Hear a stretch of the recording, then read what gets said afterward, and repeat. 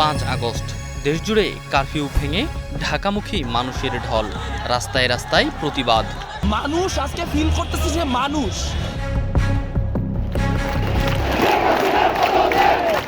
Slogan আর এক দফা দাবি। সারা দেশের মুক্তিকামী জনতাকে ঢাকার উদ্দেশ্যে রওনা হওয়ার জন্য আমরা আহ্বান জানাচ্ছি। মার্চ টু ঢাকা কর্মসূচির ডাক পেয়ে দেশের বিভিন্ন প্রান্ত থেকে হাজার হাজার মানুষ ছুটে আসে রাজধানীর দিকে। সব স্তরের নানা পেশার মানুষ যোগ দেয় স্বৈরাচার পতনের এই মিছিলে। রাজধানীর প্রবেশ মুখগুলোতে ছিল প্রশাসনের কড়া পাহারা।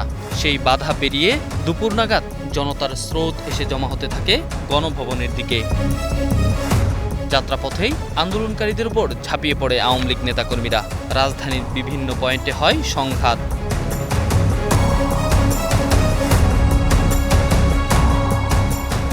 তাতেও থেমে থাকেনি জনগণ, বরং ক্ষোভ আরও বেড়ে যায়। দ্রোহের আগুন বুকে নিয়ে সবাই ছুটতে থাকেন গণভবন দখল নিতে।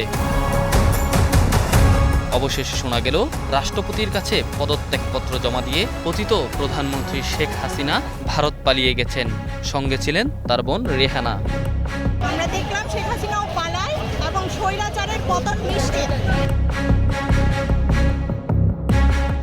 দুপুরের পর ছাত্র জনতা দখলে নেয় গণভবন। ভিতরে প্রবেশ করে তারা স্বৈরাচার পতনের উল্লাস করে। হাসিনার পতনের মধ্য দিয়ে খুলে যায় গণতন্ত্রের নতুন দুয়ার। আমরা 31 সালে যে ভিক্টোরিয়া নিছি, সেই ভিক্টোরিয়া আবার পুনর্জন্ম হচ্ছে বাংলাদেশ।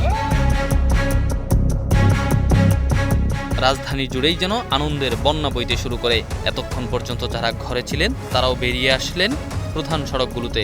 জনতার দখলে চলে যায় রাজপথ।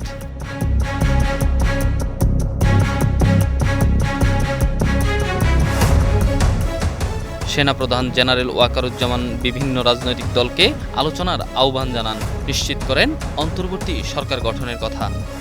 ইনশাআল্লাহ আমরা সবাই মিলে একটা সুন্দর ভবিষ্যতের দিকে আমরা অগ্রসর হব।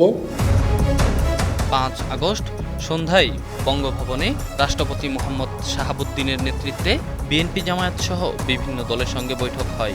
জানানো হয় শিগগিরই অন্তর্বর্তী সরকার গঠন হবে। এভাবেই শেষ হয় হাসিনা যুগের, সূচনা হয় নতুন বাংলাদেশের। Enamul Haque, star news, Dhaka.